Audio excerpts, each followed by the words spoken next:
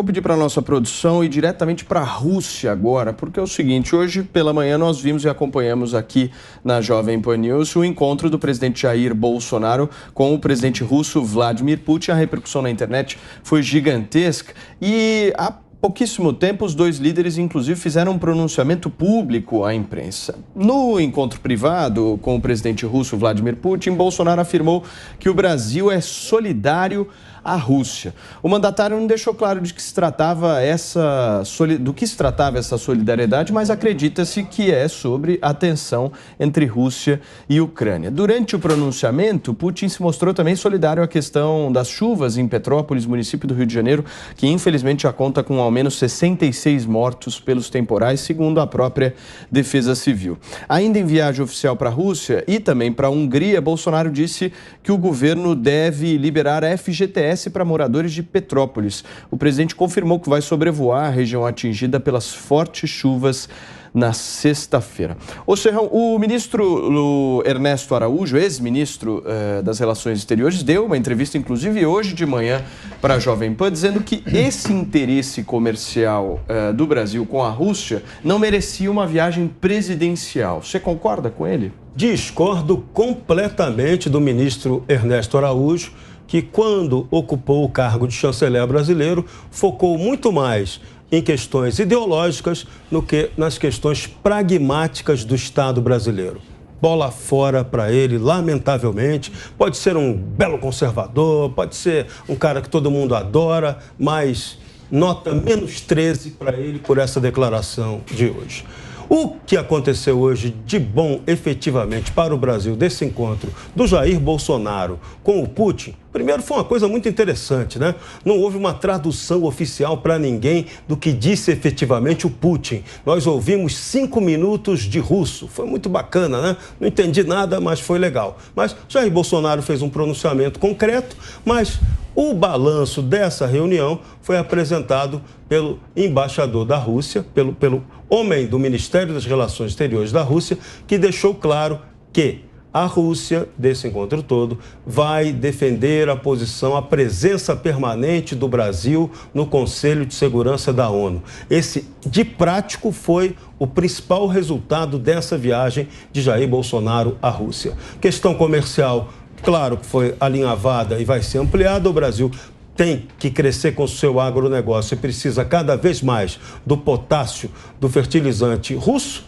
e essas questões são as que vão valer efetivamente. O Brasil, como eu disse ontem e vou repetir, tem que estreitar as relações com a Rússia, com a Índia e com a China. Tudo isso independentemente de questões ideológicas. Hoje o Bolsonaro, por exemplo, participou de um evento em que ele colocou o bonezinho comunista do exército chinês. Nossa, está sendo avacalhado direto na internet por causa disso. O que é isso? Pragmatismo. Todo mundo que vai lá coloca aquele boné, participa daquela homenagem à grande vitória que os russos tiveram contra o exército nazista. Então, esse é um hábito, todo dirigente público, dirigente de partido, de país que vai lá visitar a Rússia, passa por isso. Bolsonaro passou pela experiência dele, inesperada, de botar um bonezinho que a turma está dizendo que ele agora virou comunista. Então, tudo isso é válido, factoides, piadas, tudo acontece. Mas, de concreto, o Brasil cumpriu a sua missão de participar de um evento internacional de importância. Esse que é o ponto. O Constantino, no início do discurso do presidente da República hoje, me chamou bastante a atenção quando ele fala que compactua com os mesmos valores de Vladimir Putin. Mas no caso do Putin, ele é um ditador, certo? O que acontece na Rússia é uma ditadura. Sem dúvida. Ele depois tentou qualificar ali, né, família, Deus. O Putin é um falso conservador, é importante entender isso. A retórica dele é acena para o povo russo que tem valores conservadores. Mas ele é falso, ele é um autocrata, ele quer poder, ele é um ex-KGB, então ele é um nacionalista, nesse sentido, imperialista. Então ele não é exemplo para nada. No mundo de hoje, Paulo, tão insano, onde Macron e Justin Trudeau, que está elogiando a China aí outro dia, né, e que falam tanto de masculinidade tóxica, o Putin acaba até sendo assim aquela história do mal menor, né? Muita gente olha e fala, meu Deus, se o mundo vai ser dominado por figuras como Justin Trudeau e Macron, amanhã os malucos de turbante vão asfaltar tudo. Então, pelo menos que tenha um Putin no caminho, né? Mas é um falso conservador. É importante pontuar isso. Bolsonaro deveria maneirar nos elogios, na solidariedade. Muito ali é pragmatismo, muito ali é protocolo. O Serrão mencionou a questão aí do bonezinho, né? E a turma tá vindo em cima. A imprensa resolveu dobrar a aposta. Estão falando lá, Bolsonaro homenageia soldado comunista. É uma questão protocolar. Os líderes vão lá e fazem isso. Então, a imprensa está perdida. O colunista lá do Globo, né, o Anselmo Góes, que, aliás, é KGB, foi treinado pela KGB, né, para ser desinformante no Brasil, ele estava dizendo antes qual o tamanho da mesa que o Putin vai colocar entre ele e Bolsonaro, porque era uma mesa de 5 metros que ganhou lá as redes sociais que ele usou para o chanceler alemão e também para o Macron. Bolsonaro estava do ladinho dele, né? Então, assim, esse pessoal só erra. Por quê? Porque é militância, é torcida, não tem análise, não tem seriedade, não tem imparcialidade, ou pelo menos a tentativa de buscá-la, né? Então, sim, o Putin recebeu elogios e afagos do Bolsonaro imerecidos. Ele não é exemplo, ele não é conservador, ele é um autocrata perigoso, né? Mas o resto é isso aí, é pragmatismo, protocolo e o que o Serrão disse. O que fica disso? A promessa de que a Rússia vai ajudar o Brasil a ter um assento permanente no Conselho de Segurança da ONU. Vitória do Bolsonaro. Ô Piperno, do ponto de vista dos direitos individuais, qual que é a diferença da Rússia para a China e o presidente da República, de alguma maneira, incorre numa incoerência? Não, o presidente da República ele é muito coerente. Por exemplo, quando visitou a Arábia Saudita, ele chamou o Mohammed bin Salman, um assassino, né? Quanto mais assassino, por sinal, de irmão. Normal. Quer dizer, até porque todos os países que ele visita, praticamente quase todos, são países governados por autocratas. Então, ele foi visitar os autocratas do Oriente Médio, vai agora visitar o autocrata da Hungria, acaba de fazer uma visitinha para o Putin. Normal, quer dizer, está visitando a turma dele. Ele não tem diálogo, por exemplo, com o mundo democrático. Por exemplo, tem muito pouco, né? Principalmente no caso da Europa e com o Biden. Ele não vai conversar com Olaf Scholz, Macron, primeiro-ministro da Itália, o chefe de governo da Espanha, os escandinavos, mesmo Boris Johnson, que é conservador, até porque ele tem uma certa bronca do Boris Johnson, que quando os dois sentaram pertinho, lá naquele encontro que arrumaram lá em Nova York, quando, enfim, Bolsonaro fez aquela trágica viagem lá para a Assembleia Geral da ONU, a primeira coisa que o Boris Johnson perguntou para ele foi se ele já estava vacinado e ainda falou, olha, eu tomei 2 doses da Pfizer, é uma boa vacina. Então, fica realmente difícil ele dialogar com o mundo democrático. Agora, é óbvio que nessa situação de tensão, a visita que ele faz a Putin deixa o autocrata russo prestigiado. E aí o Putin faz uma promessa que obviamente não vai ser cumprida de ajudar o Brasil na história do Conselho, a vaga no Conselho de Segurança da ONU. Não é a primeira vez que se faz isso. Aliás, Sarkozy já prometeu ano passado, né? Futurologia, Marco? Total. Mãe de nada, posso ser mãe de nada, Pô, calma. É evidente, acreditar nisso, né? Acreditar nisso. Não, porque é o seguinte, prometeram isso pro Brasil a vida inteira. Nossa, o Putin agora que só fala a verdade, é o cara que vai cumprir. Eu adoro os adjetivos que o Piperno usa, adoro a maneira como ele se comunica. Eu acho impressionante o metaverso do Piperno. É o metaverso da esquerda. É um mundo, Paulo, bastante curioso, principalmente por um fato, né? Tudo que vem para exaltar as loucuras da galera da esquerda, eles enxergam como caridade, como coisas boas, né? E eles têm eufemismo para tudo que serve às loucuras ditatoriais dos amigos deles. Então, o Lula ombrear ditadores sanguinários e financiar ditaduras comunistas de países aqui na América Latina, isso o Piperno, provavelmente ele não deve ter absolutamente nenhuma crítica, né? Ele deve achar legal. Não, acha legal usina hidrelétrica em país no exterior. Parabéns, isso é muito bom. Programa Mais Médicos, né? O programa Mais Médicos. Não, o programa dá Mais dinheiro para governo cubano que estraçalha a população, as minorias aí os médicos vão embora, tem mais de 1000 cidades carentes que não tem nenhum médico. Mas tudo excelente. Mas a questão aqui, voltando para a Rússia, né? Quando o Piperno faz essa simplificação sobre autocracias, etc., eu fico bastante também, né, perplexo com a capacidade que ele tem de enxergar a autocracia onde, de fato, não existe. Ele veio falar da Hungria aqui, que é diferente, não tem nada a ver com Rússia, é um outro regime. Acabaram até com o Supremo, você tem uma outra dinâmica e eu acho que tem que ser melhor estudado e melhor debatido. De novo, a gente vem com aquela questão do espantalho, né? E toda hora a brincadeira, Paulo, da vez sempre o Bolsonaro é uma ameaça objetiva à democracia ou está com alguém que representa a ameaça à democracia. Enquanto a gente tem aqui no Brasil um Supremo indo atrás de jornalista por crime de opinião. Então, a maluquice é essa. Por isso que o povo, às vezes, não consegue entender e acha que é só polarização. Não.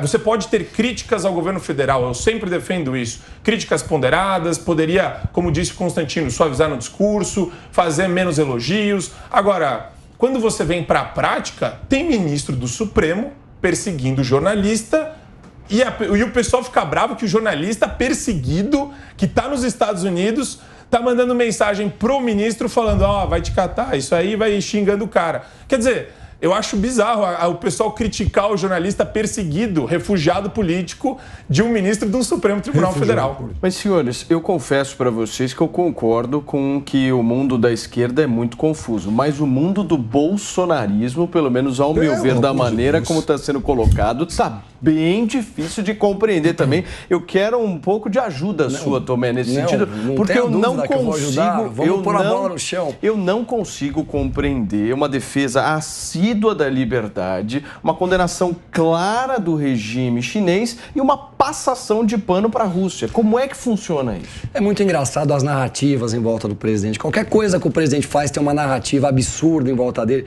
O presidente foi para a Rússia numa visita protocolar, ele seguiu um protocolo, ele seguiu uma liturgia do cargo, ele se portou como todo mundo sempre fala que ele deve se portar. E quando ele se porta como todo mundo fala que ele deve se portar, entra essa narrativa toda. Se o Lula tivesse ido visitar o Putin, a esquerda estaria batendo palma, adorando. Agora, como é o Bolsonaro, eles vão lá dizer que ele está visitando um ditador. Como foi citado aqui. Vamos falar um pouco da Europa. A Europa, ela está acabando. A Europa que nós conhecemos não vai existir mais nos próximos anos. A Itália está tendo problemas muito sérios, que a esquerda está tomando conta. Não tem emprego, as leis trabalhistas estão crescendo, ninguém consegue mais fazer nada. Lá agora a moda são os mamones, né, que se chama, que são os filhos que moram com os pais até o fim da vida porque não conseguem trabalhar, empreender. A Espanha está caindo a cada dia mais. A França está entrando em crises homéricas. Todos os lugares por onde a esquerda passou foram destruídos no mundo todo. E a narrativa é sempre essa. O presidente Bolsonaro foi numa visita protocolar, o Putin não é uma pessoa bem vista, a gente sabe disso. Para quem é conservador, liberal na economia, ele é totalmente o oposto, mas foi uma visita protocolar que trouxe alguns benefícios para o país, principalmente no momento onde o nosso agronegócio está indo muito bem, é o que segura o Brasil, esses grandes homens, e era importante essa visita. Então, nós temos que parar de falar besteira e começar a pensar um pouco mais no Brasil de verdade, no Brasil dia a dia, nas pessoas menos favorecidas, e não essa narrativa que se conta todo dia e tudo que o presidente Jair Bolsonaro faz é ruim. Eu não estou dizendo que tudo que ele faz aqui é bom. Claro que tem problemas, claro que tem coisa que nós não concordamos, mas mesmo que é bom, é colocado de maneira ruim. E essa Serrão e Piperno, antes de vocês continuarem a conversar sobre esse assunto, eu queria trazer uma informação importante. Eu tenho um convite, inclusive, muito especial para fazer para quem nos acompanha hoje, a partir das 6 horas da tarde, nos Pingos nos Is, Augusto Nunes, nosso querido Augusto, conversa com o presidente da República, Jair Bolsonaro, direto da Rússia. Bolsonaro vai contar detalhes do encontro que teve com o presidente russo Vladimir Putin e também sobre como o Brasil pode se beneficiar com essa viagem internacional que nós estamos comentando aqui no 3 em 1. Então, anota, daqui a pouquinho, a partir das 6 horas da tarde, aqui na Jovem Pan News, com exclusividade, Bolsonaro ao vivo nos Pingos nos Is, com o nosso Augusto Nunes. Imperdível, e a gente, obviamente, vai repercutir isso ao longo de toda a programação da PAN. Vamos organizar, então, aqui, senhores. O Serrão quer chamar o VAR, em seguida o Piperno. O VAR só para um tiro complementar. Bolsonaro foi para a Rússia e a ministra da Agricultura, Tereza Cristina, cotada aí para ser candidata a vice, cotada para ser senadora, fez uma viagem ao Irã, onde o Brasil também tem que fazer negócio para ampliar as relações com um agronegócio. O regime do Irã, como é que é? Também é meio esquisito, né? Então, o negócio é fazer negócio. É isso. Piperno. Serrão, eu se fosse presidente da República, eu mandaria os meus ministros toda hora fazer negócio com o Irã. O Irã é um grande parceiro comercial e não é porque o país tem um regime autocrático, então você vai deixar de fazer negócio com ele. Relações comerciais, elas ficam, né, num outro, digamos, num outro segmento. O Lula ia muito além disso com a Ahmadinejad, né? Você sabe, mas né? Você não tem dúvida nenhuma, Constantino. Você tá, olha, como raramente ocorre, eu vou concordar contigo, sim. Ele tinha fazer o quê? Né? Infelizmente, da mesma forma que o atual presidente da República tem também, enfim, relações com os senadores. Faz a comparação agora. É óbvio Termina o raciocínio. O quê? Faz uma comparação dessa relação estreita entre Lula e Ahmadinejad, ou Lula e outro autocrata, onde houve transação de dinheiro entre governos. Me dá um paralelo desse com o Bolsonaro.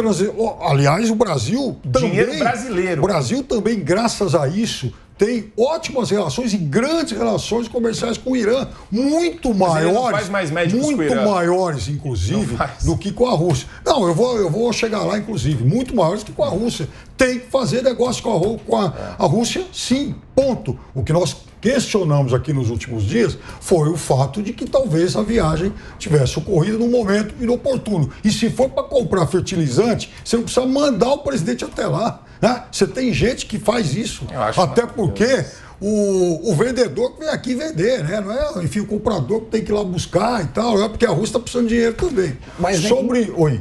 Negócios devem ser feitos entre países de maneira íntegra, correta, declarada. O que nós não admitimos mais nesse país era o que era feito no passado. Era aquele dinheirinho do BNDES que era mandado para fora com uma taxa lá embaixo. Era contratar uma empresa brasileira para fazer uma obra em Cuba. O dinheiro desaparecia. A empresa brasileira ganhava. A empresa brasileira ganhava. Os corruptos da cleptocracia brasileira também ganhavam. Os bandidos que faziam parte da corrupção do Brasil ganhavam, não é empresa brasileira, não. Os corruptos. Esse dinheiro sumia lá fora para financiar o comunismo fora do Brasil. É assim, é totalmente diferente.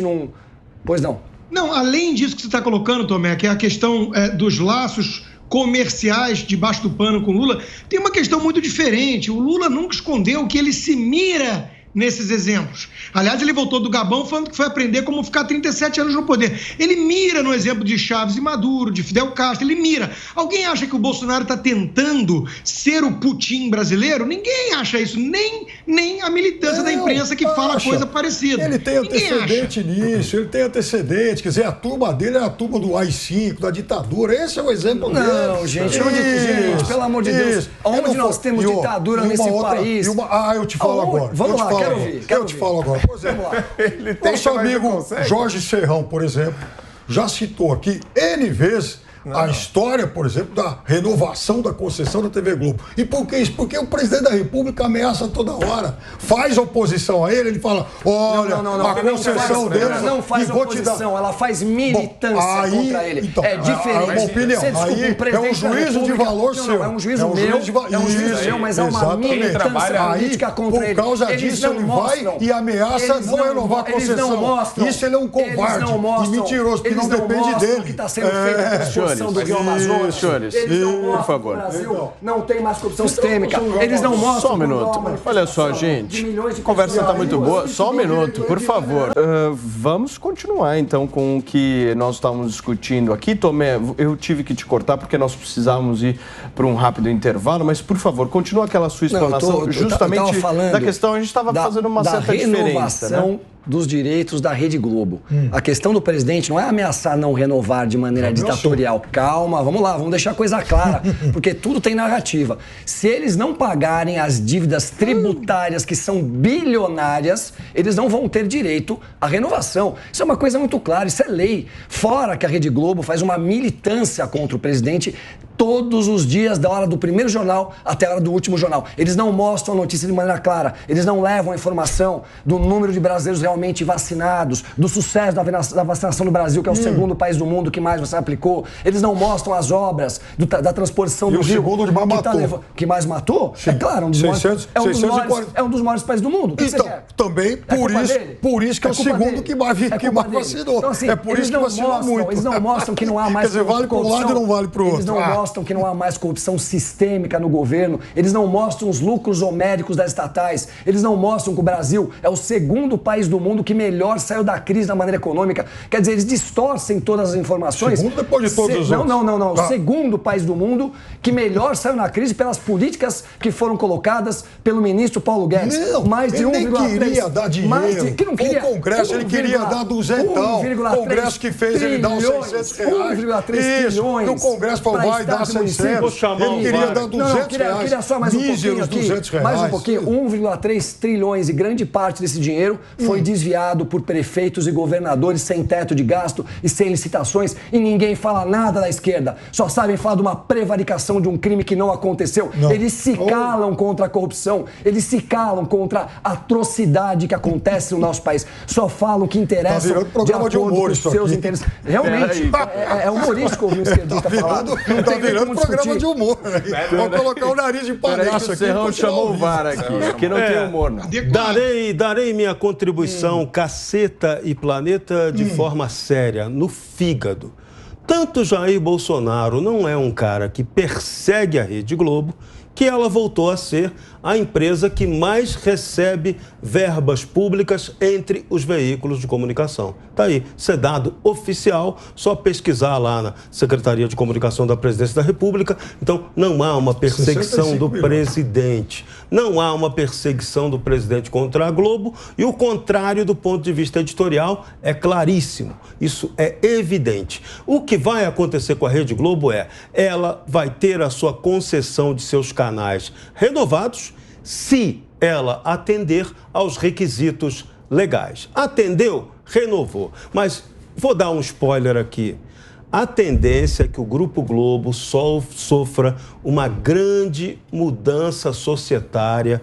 Pode ser até que a família Marinho saia do controle maior para abrir espaço para outros grandes investidores. Aguardem o final do ano que pode isso acontecer. É um spoiler, Vamos voltar a falar da questão da Rússia, a viagem do presidente da República. Marco, você.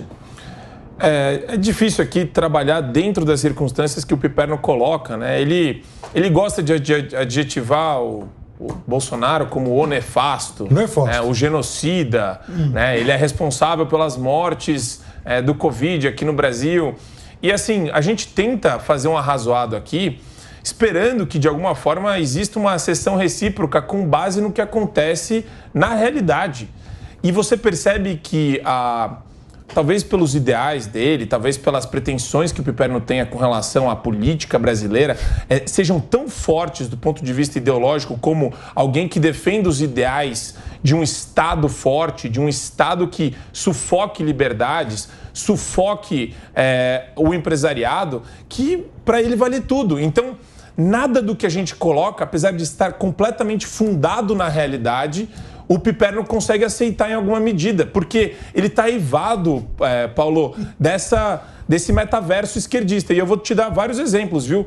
Na academia, e eu já falei isso em outros programas, você tem exatamente essa presença majoritária de pessoas que partilham da mesma visão que o Piperno. Você falou de 90% ontem, o Data marcou até. Talvez até mais. Ixi, vou te falar, é complicado. E daí você fica lá, parece um hospício, porque você fica ouvindo tanta obscenidade. Vou dar um exemplo de uma, né? Reforma trabalhista vai gerar precarização. Daí vem o Piperno e vê que não teve precarização. Esse era o discurso entoado pela esquerda. E daí, não só isso, salvou empregos e manteve, durante a pandemia, inclusive, várias pessoas que conseguiram se manter com base na reforma. E o Piperno, o que ele fala para isso? Não, eu quero ver os empregos gerados pela reforma trabalhista. Quer dizer, esse argumento é de quem não sabe o básico de economia. Bom, olha, Basic Economics. Além da presunção, da arrogância de dizer que o outro lado não sabe, você como um legítimo representante da extrema-direita bolsonaro, que flerta com mais extrema-direita, ainda nem vou dar o nome, tem esse discurso, vocês falam muito em narrativa. Todo mundo da extrema-direita gosta de falar muito em narrativa. Eu estou falando que você está na realidade, Piperno. Precisa de uma âncora para te trazer para o chão. Isso. Porque você voa muito. E tem mais uma coisa. Eu não entendo como alguém que está ouvindo consegue achar conexão com o que você fala. Ela não consegue se reeleger em lugar nenhum. E não vai ser só quero falar das leis trabalhistas. Eu vou deixar você falar, mas eu quero ouvir o Constantino. Em primeiro lugar, eu acho adequado o Piperno passar a usar um nariz vermelho no programa. Segundo lugar, ouvindo vocês é só o que eu posso dizer, francamente. Tentou usar ali, perguntar para o Marco Antônio, você é a favor dos direitos trabalhistas? Perceba no nome, né, no uso da expressão direitos trabalhistas, já o viés ideológico da esquerda sindicalista. Né? Veja, aqui nos Estados Unidos, os trabalhadores não gozam da 10ª parte dos tais, abre aspas, direitos trabalhistas. E na Alemanha tem 10 vezes mais do que aqui. Na China também não tem. Acha que há nenhum nexo, o Piperno não acha que há nenhum nexo com o fato de existir tanto direito no Brasil e 1/3 da mão de obra na informalidade, sem nenhum direito, sem falar de milhões de desempregados. Então, assim, é uma desconexão da realidade total, porque a esquerda vive de narrativas. É por isso que é assim, passou a reforma que o Temer tentou e o Bolsonaro conseguiu o dobro da economia em 10 anos. Apesar do Bolsonaro, foi o Rodrigo Maia. Rodrigo Maia foi o homem responsável, o mérito é do Rodrigo Maia. Então, é sempre isso, é uma questão de narrativas. O Piperno não tem contato com a realidade. Eu conheço gente assim, viu? Também é você. Vamos lá, esse assunto trabalhista é muito delicado, eu vou tentar traduzir de uma maneira popular. Você que trabalha, que recebe R$ 1.500 de salário, que mal consegue viver, com os descontos sobram 900. Você muitas vezes paga um aluguel de R$ 500, tem R$ 400 por mês para viver. Você não tem segurança, transporte público, saúde, ou seja, você está à mercê da pobreza no Brasil. Eu pergunto a você, se não houvessem as leis trabalhistas, em vez de você receber os R$ 1.500, a empresa lhe pagasse 3 mil, seria melhor para você? Você iria mais no supermercado, você compraria mais coisas, a indústria vai rodar mais, impostos mais vão ser pagos e toda a economia roda. Desta forma, as empresas crescem, contratam mais. Isso é o liberalismo, isso é o capitalismo, é a oportunidade de você poder dividir riqueza. Mas aí como é que os amigos do Piperno... Aí o que acontece? Eles pegam o dinheiro, roubam e o empresário é o criminoso do Brasil. Mas a maioria dos esquerdistas nunca tiveram ninguém de CLT abaixo deles. É por isso que a Escandinávia, a Alemanha, a França são países absolutamente falidos. A Dinamarca não tem salário mínimo, Piperno. Mas a Suécia tem, a Finlândia tem, a Noruega tem. Estuda, Constantino. Você deve ser um economista muito ruim. Estuda, pelo amor de Deus. Toda pessoa que tenta defender um ideal e se desconecta da realidade, o Piperno tem razão. O que acontece? Esses países, nas décadas de 50, 60 e 70, adotaram premissas liberais de mercado, de livre mercado e livre concorrência. E isso colocou, o que você falou agora, a Suécia em 7º lugar em termos de economia, né, durante a década de 60, 70. O que aconteceu, Piperno? Depois eles começaram a encher de direitos sociais e de burocracia, caiu lá pro fundo da fila. Sabe por quê? A Suécia quebrou em 90. A Suécia quebrou em 90, mas ainda assim, hoje é muito mais livre do ponto de vista econômico do que o Brasil. Esse é o ponto. Muito mais. Tem alta carga tributária, mas é um país muito mais livre. Que alguém aqui... Finlândia, mas aí que a análise Noruega, peca. Islândia. Ele esquece que as reformas liberais foram feitas nesses países em grande parte. E eles depois vieram com uma série de medidas sociais e que até hoje são criticadas pelos próprios cidadãos desse país. Ainda bem que a China defende os direitos trabalhistas. Eu só queria falar uma coisa. Eu queria que alguém me desse o nome de um esquerdista bem-sucedido que emprega pessoas e gera riqueza. Fábio Piperno. Tem vários banqueiros assim. Este cara, quando ele contrata o primeiro CLT, ele vira de direita, ele vira conservador e ele vira liberal. Não existe sucesso na esquerda. Vou falar um negócio pra você. A esquerda destruiu todos os países. É pobreza, é o povo pobre e os donos do país ricos. Me fala um país esquerdista que deu certo. Hoje não é 1º de abril. Pô, eu acabei de falar, por exemplo, da Escandinávia. Mas que Escandinávia? Escandinávia é um paísinho que tem... Não é um país. Que é o tamanho do Estado. Eu vou te ensinar geografia. Escandinávia não é um país. É uma região. Aprenda geografia primeiro. Uma regiãozinha desse tamanho. Pelo amor de Deus. Vai ficar difícil. Todos os países que foram pro lado da esquerda destruíram sua população, geraram mortes e pobreza. Não tem como discutir. Por que você não vai morar num país desse? Só um minuto. Olha só, gente. São 5 horas e 49 minutos. Voltando aqui às nossas discussões. Olha, hoje vocês estão daquele jeito, por favor, só pra gente fechar. Assassinos da ditadura militar, sim. Opa! A esquerda não explodia as pessoas, não assaltava banco, não roubava armas, A eram gente todos partiu santos, só um minuto, por favor. A gente partiu aqui para um outro viés de discussão, mas eu quero retomar essa história da questão da relação Brasil e Rússia, porque, querendo ou não, tem uma diferença aí na postura diplomática do Brasil em relação a essa aproximação com a Rússia. Você não viu isso hoje, Constantino? Uma certa aproximação que não é a mesma direção, não é o mesmo direcionamento político que existia no governo, inclusive quando o próprio ministro Ernesto Araújo era o ministro. Hoje ele deu uma declaração dizendo que não faria essa viagem. Ou seja, o governo mudou. O governo mudou, né, no Itamaraty com a saída do Ernesto Araújo, não resta a menor dúvida. Foi uma decisão por maior pragmatismo, realpolitik, para usar a expressão do Kissinger. Então, o Ernesto Araújo era alguém que tinha uma visão do Ocidente, da guerra cultural e tudo, que eu acho uma visão muito acertada, né, do ponto de vista acadêmico, mas gerir o Itamaraty dessa forma é uma coisa um tanto difícil. Né? Existe uma diferença quando você senta ali e precisa pensar no interesse nacional bom, eu acho até que ele estava pensando, mas a longuíssimo prazo. Existe uma realidade que se impõe. Agora, o presidente Bolsonaro, ele tá com boas relações com a China também, não tem essa...